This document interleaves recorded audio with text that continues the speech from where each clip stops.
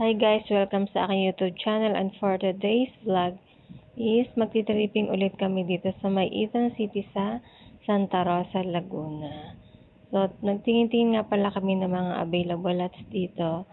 And yan nga, andito kami dito sa may amenities nila, which is yung lakeside. At tapos, yung per square meter nga pala dito ay 40,000 plus. Ayan. And then, pinuntahan din namin yung isang ino-offer nila na subdivision, which is project din siya ng Eton. So, Brook Point ata to. Maganda yung mga lots dito, tsaka medyo hilly. Yung lote dito. Ganon. Rolling hills pala. And then, okay dito kasi may itatayong school na malapit sa subdivision na to, which is Ateneo ata. So, ayun.